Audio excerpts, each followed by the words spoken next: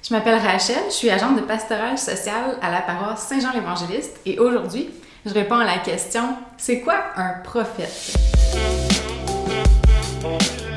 Un prophète, dans plusieurs traditions religieuses, c'est une personne qui agit à titre d'intermédiaire entre le divin et les humains. Ces personnes-là s'adressaient au peuple et aux gens en autorité pour délivrer des messages qui venaient de Dieu. Dans la tradition religieuse, les écrits de nos prophètes se trouvent dans la Bible, dans le Premier Testament, qu'on appelle aussi Ancien Testament.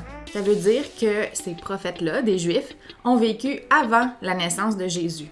Jean-Baptiste et Jésus s'inscrivent dans cette lignée de prophètes en marquant le passage de l'Ancienne à la Nouvelle Alliance.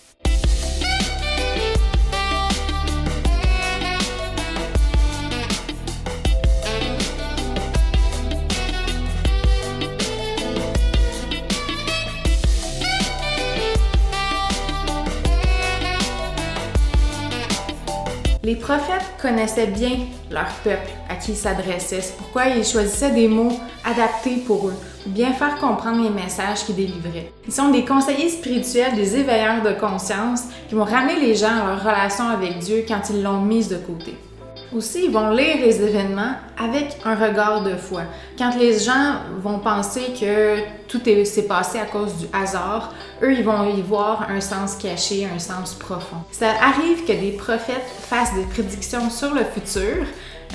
On peut penser aujourd'hui, ça a l'air des voyants. En fait, c'est qu'ils vont beaucoup plus se fier à la parole, ce que Dieu leur dit dans l'oreille, presque.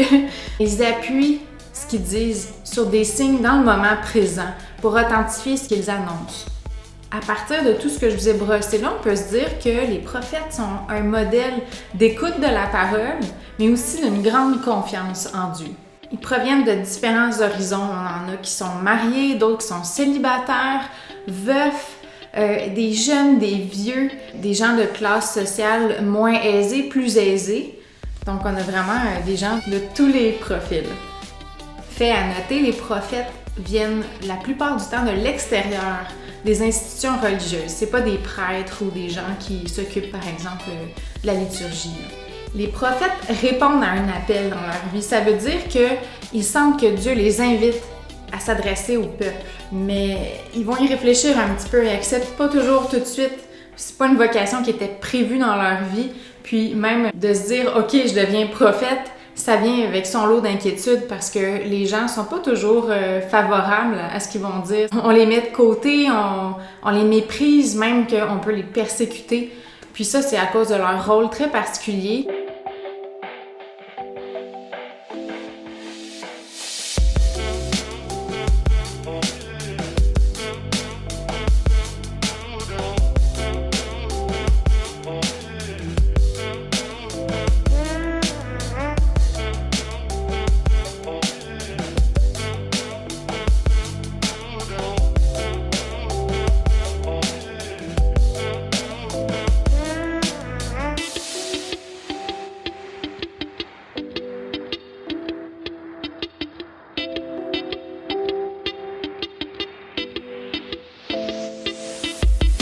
Le rôle d'un prophète, c'est d'amener un éclairage neuf sur la situation que les gens vivent ou de rappeler les aspects qui sont négligés dans la société.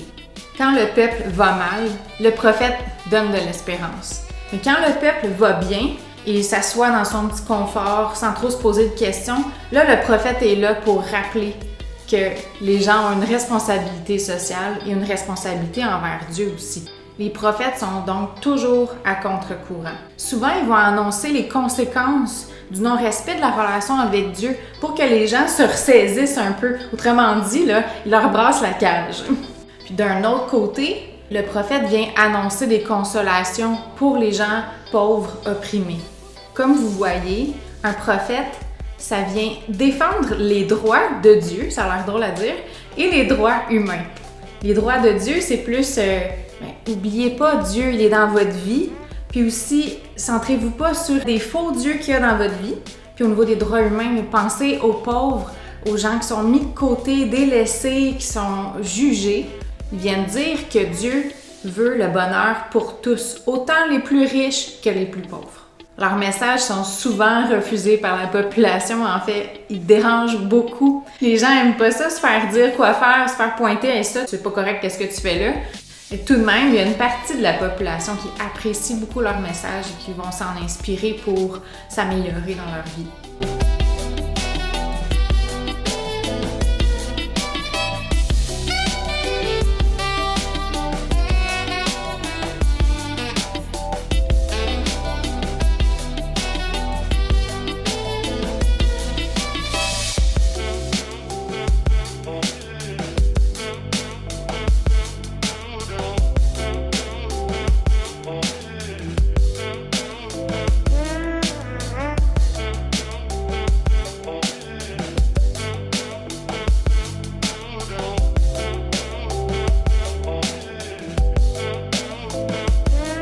Je vous donne des exemples de quoi ça peut avoir l'air, le style de vie d'un prophète.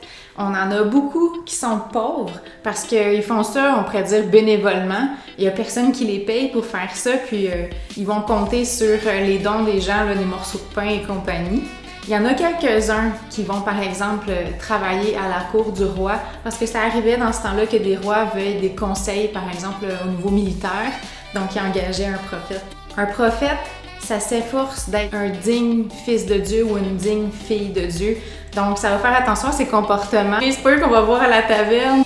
On connaît aussi des styles de vie très particuliers, comme le prophète Jérémie, par exemple. Lui, il demeurait célibataire pour appuyer ses propos comme quoi, présentement, à l'époque où est-ce qu'il vivait, ça servait à rien de faire des enfants, ils vont mourir dans la guerre. Donc, pour vraiment que son message ait du poids, il vivait ce qu'il disait. On a aussi un exemple très frappant avec le prophète Osée.